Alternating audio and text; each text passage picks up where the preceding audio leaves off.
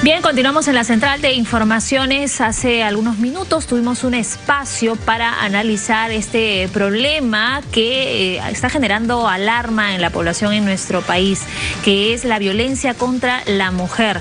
Contábamos que en lo que va del 2019, hoy estamos 10 de enero, se han registrado ya 5 casos de feminicidio y en este momento estábamos analizando la problemática, también un poco analizando qué es lo que está pasando a nivel de gobierno. Se habla que configura un trabajo multisectorial, articulado, pero aparentemente un poco nada se está haciendo porque la cifra del año pasado en feminicidios, que es 149, comparados con los últimos 3 años, ha superado en gran manera. Pero ahora vamos a tener otro espacio para hablar de este tema, pero sobre todo para analizar la mente de un feminicida, cómo uno puede identificar que está relacionándose o que está teniendo una vida con un posible feminicida. Cómo poder darnos cuenta de que nuestra vida corre peligro con una persona que puede ser incluso el padre de nuestros hijos o puede estar casado con nosotros, pero que está corriendo en riesgo nuestra vida. Vamos a hablar sobre este tema con el psicólogo Walter Dávila, lo tenemos aquí en la Central de Informaciones. Sí, gracias por la invitación. ¿Qué tal? Qué gusto tenerla aquí nuevamente. Ahora para hablar de este tema que la verdad no es nada agradable. En realidad nos gustaría analizar otro tipo de situaciones, pero esto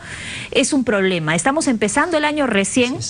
Y ya tenemos que hablar sobre estas cifras nuevamente, pero ahora un poco vayamos a la mente del agresor y a la mente de la víctima para poder entenderlo, porque lo importante también es poner en alerta a las mujeres, ¿no? que están constantemente en peligro. De los casos que usted ha podido recabar, de las historias que ha podido escuchar a través de los medios de comunicación, ¿qué podríamos entender por el perfil de un feminicida? Claro, son personas que no tienen capacidad de tolerancia a la frustración, personas que seguramente en alguna etapa de su vida han tenido problemas emocionales, ya sea maltrato de sus padres, de repente personas que no han tenido el afecto y el cariño necesario porque son insensibles, o de repente son personas que no tienen esa inteligencia emocional que es muy importante para el desarrollo de la personalidad.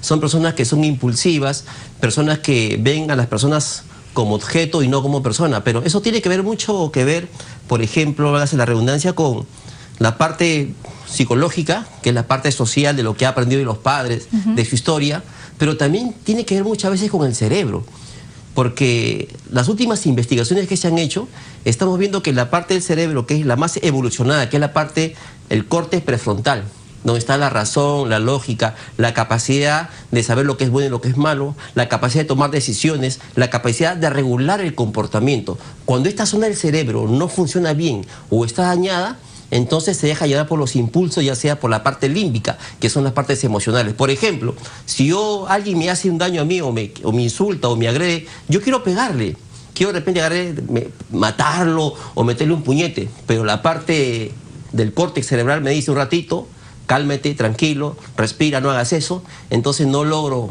ser un criminal ni un delincuente. ¿Por qué? Porque estoy regulado. Pero cuando esta parte del cerebro está dañada, tan dañada, no tiene control. Cuando hay un problema de esta naturaleza, solamente las personas actúan de manera instintiva, de manera criminal. En ese sentido, posiblemente, no todos, en algunos casos, hay personas que son violentas porque este cerebro está dañado y no se regula bien cuando se presentan este tipo de problemas. Ahora, hemos visto en muchos de los casos que usted también debe tener en su historial de investigaciones y demás, que muchos actúan con premeditación y alevosía, ¿no? Claro, hay situaciones en las que hemos visto que de pronto se presenta una escena de celos, el hombre entra en descontrol y bueno, pasan hechos terribles. Pero hay otros que vienen realizando todo un estudio, por decirlo de alguna manera, y ven la forma de poder atacar a su víctima. En ese sentido, ¿qué es lo que pasa en el cerebro de esta persona? Lo que pasa es que en la parte emocional tienen problemas, en la parte intelectual pueden ser buenos profesionales, competentes, idóneos, pero justamente estas personas que se ubican en el tiempo y en el espacio, que planifican de manera minuciosa lo que van a hacer, que tiene que ver con las personas psicopáticas, con los psicópatas, que comienzan a seducir, a manipular, que crean este sentimiento de culpabilidad y al final cometen estos delitos, son personas que no están afectadas de la parte intelectual. A diferencia del esquizofrénico, que sí, él te puede matar fruto de sus delirios, alucinaciones, cosas que está viendo pero que no existen, que son inimputables. En cambio, en este caso, las cosas que estamos viendo son personas con trastorno de personalidad, que cometen estos delitos a pesar de que se ubican en el tiempo y en el espacio, porque su problema no tiene que ver nada con la parte intelectual, sino con la parte emocional, con la parte afectiva, que tiene que ver con la parte social. Ahora, ¿cómo identificar a un presunto agresor? Hemos escuchado también muchos casos de mujeres que dicen, a ver, todo al principio era muy bien, él era muy atento, era muy caballero conmigo y demás, ¿no? Siempre dicen que al principio es así, pero hay muchos casos que hemos escuchado de mujeres que de pronto se transformó cuando empezamos a convivir, cuando nos casamos o cuando tuvimos hijos. ¿Qué es lo que pasa ahí? Entonces, ¿cómo una mujer puede identificar en un primer momento, sin llegar al matrimonio, sin llegar a la convivencia o sin llegar a tener hijos y decir, no, este hombre no es para mí, es un peligro? Claro. ¿Cómo lo identificamos? Observar todos los contextos, ¿Ya? porque en un momento de encantamiento, de enamoramiento, el sujeto se porta bien con la mujer.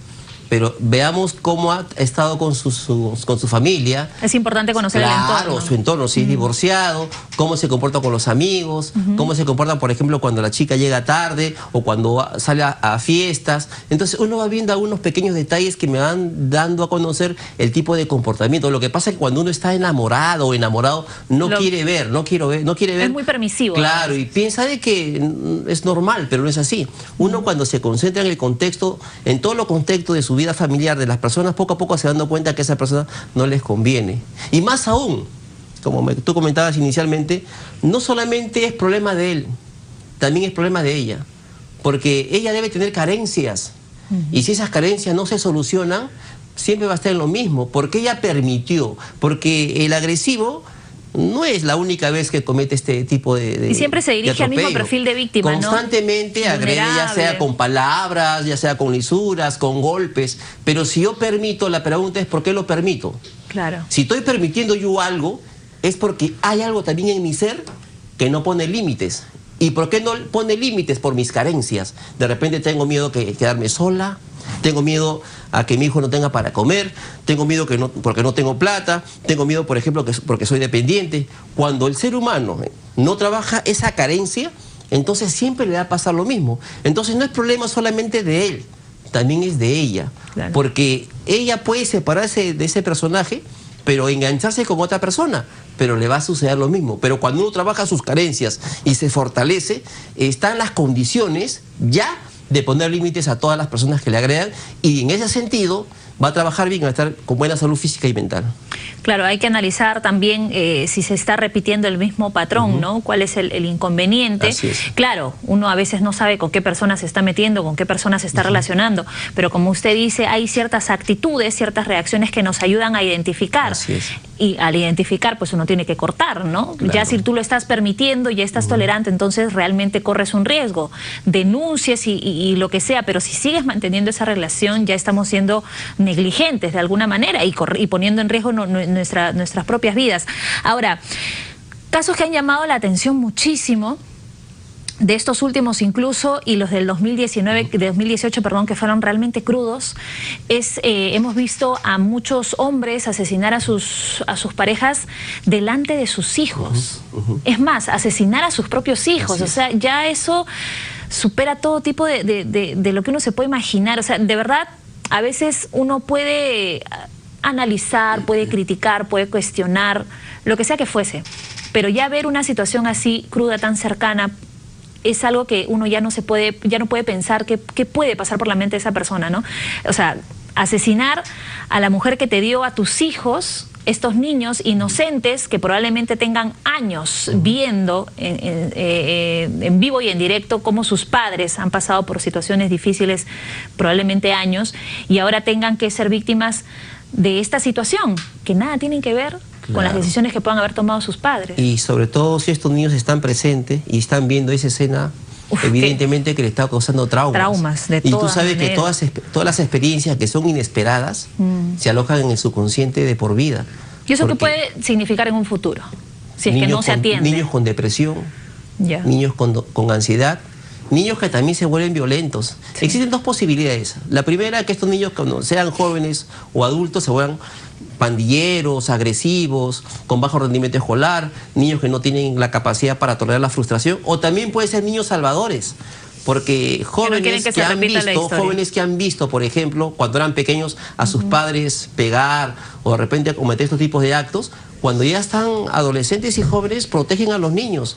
¿Por qué? Porque de repente una mamá o el papá o el tío o el amigo que está al costado lo orientó para que pueda salir de ese problema, porque si no sale ese problema así, pueden ser niños claro, con pero problemas. como usted lo dice, por sí solo es casi complicado, ¿no? Porque ya como que lo ven, lo normalizan, ¿no? Es parte de su vida, entonces lo ven, por más de que haya habido sufrimiento, ellos lo visualizan como una situación regular dentro de su núcleo familiar, entonces en un futuro lo más probable es que ellos caigan en lo mismo. Claro, porque no te olvides que los hijos son prácticamente observan y lo que observan imitan. Eso en psicología se llama aprendizaje vicario por observación. Ajá. Si veo que mi papá se está pegando constantemente con mi mamá, imitan, ¿no? Yo que estoy aprendiendo dos cosas, que hay uno que se deja y otro que pega.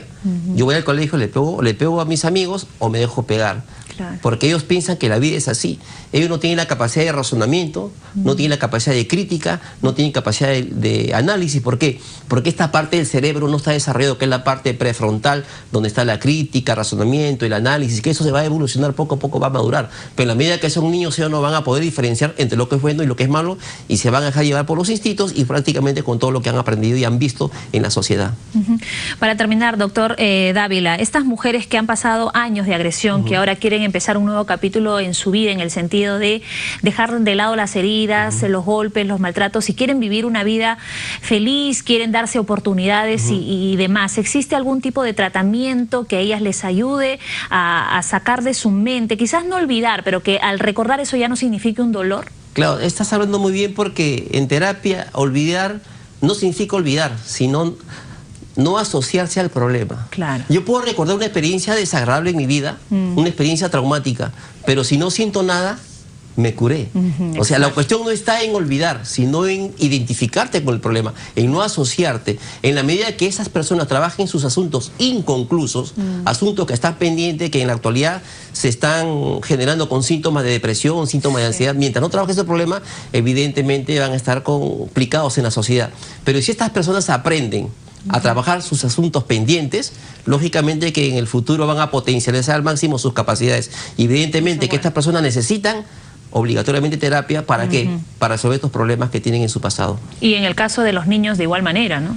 Con mayor razón, porque los niños van a tener más problemas todavía. No te olvides que el niño es plástico, el niño aprende rápido, el niño va a tener problemas de enuresis, niños, por ejemplo, con problemas de rendimiento escolar, niños agresivos, niños que no quieren dormir, niños con ansiedad y futuros delincuentes y también criminales. Wow, esperemos que no. Muchísimas gracias, doctor, por estar aquí con nosotros. Hemos conversado con Walter Dávila, psicólogo, para entender un poco lo que puede pasar por la mente de un agresor, de un feminicida y, por supuesto, también de su víctima. Hacemos una pausa y a la última de la hora regresamos.